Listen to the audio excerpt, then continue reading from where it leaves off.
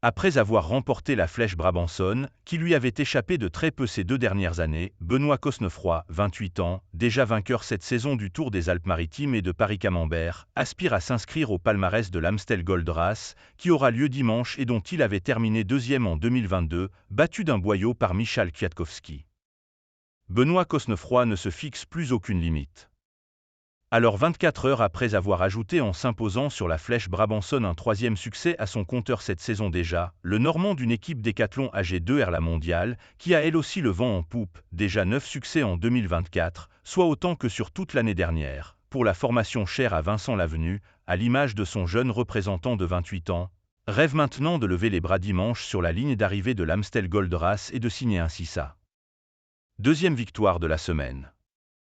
Un pari assez fou sur le papier mais largement dans les cordes néanmoins d'un Cosnefroy qui n'en finit plus de séduire et de gagner.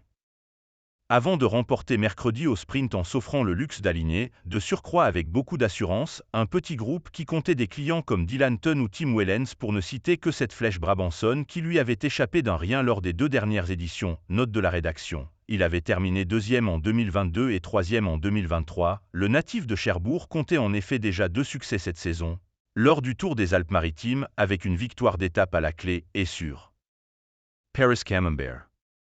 Une forme pas loin d'être olympique qui fait que Cosnefroy est déjà en passe d'égaler son record de victoires sur une saison, 5 en 2019, alors que l'exercice n'a pas débuté depuis bien longtemps.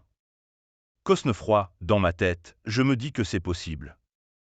Autre avantage qui pourrait jouer dimanche aux Pays-Bas en faveur de celui qui avait brillé également lors des Strade Bianche, 6e. Il connaît parfaitement la course pour avoir terminé à la 2e place en 2022.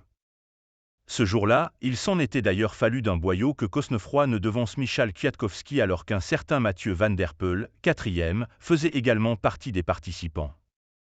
Le champion du monde, actuellement sur un nuage, sera d'ailleurs encore au départ, avec l'étiquette d'immense favori dans le dos. Cela n'empêche pas notre représentant d'espérer prendre sa revanche d'il y a 2 ans. L'Amstel est un peu moins facile à maîtriser que Paris-Roubaix, il est peut-être plus difficile de faire de gros écarts aussi. Je ne sais pas trop, dans ma tête, je me dis que c'est possible, avoue Cosnefroy dans l'équipe. Et s'il ne l'emporte pas dimanche, le Normand aux nouvelles ambitions les reportera sur les 2 rendez-vous de la semaine prochaine, la Flèche Wallonne et Liège-Bastogne-Liège. Rien que ça.